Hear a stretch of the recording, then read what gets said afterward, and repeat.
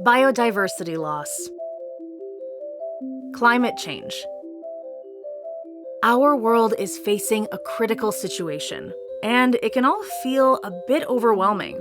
The good news is, we have an incredibly powerful ally to help face these challenges, and it's all around us. Nature.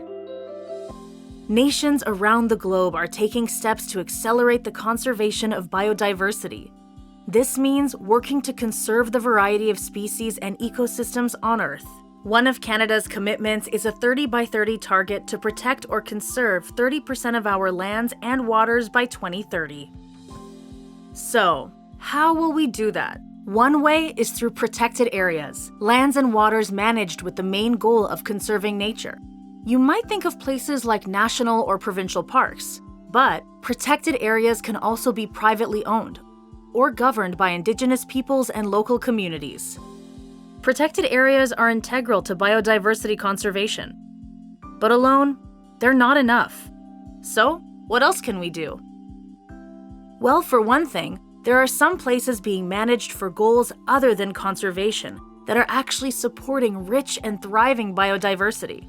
So we can recognize and support these areas too. They're called Other Effective Area-Based Conservation Measures. This may sound confusing, but it's actually all in the name.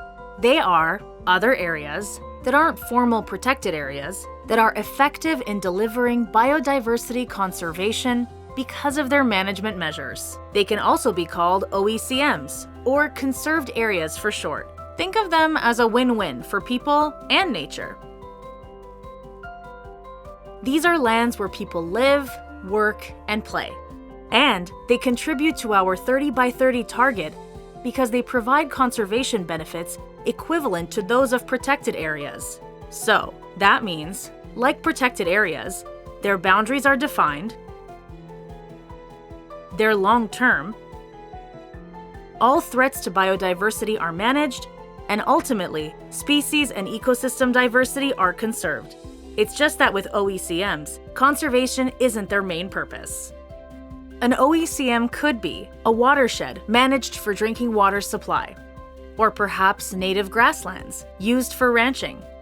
Maybe an area of managed forest, permanently set aside from commercial harvesting, or even land designated for research. Some Indigenous nations and communities are also exploring OECM recognition to reaffirm and support their rights and relationships with the land. Working with landowners, managers, and rights holders, we still have more to learn about the variety of landscapes that do or could fit the OECM definition and how these areas can be supported through recognition. At the end of the day, some areas where meaningful conservation action is happening won't fit as protected areas or OECMs, but they're important too. Because while we have a 30 by 30 target for protected and conserved areas, we really need 100% of our lands and waters to be managed in a way that supports resilient landscapes for people and nature. We are all affected by biodiversity loss, and we all need to be part of the solution.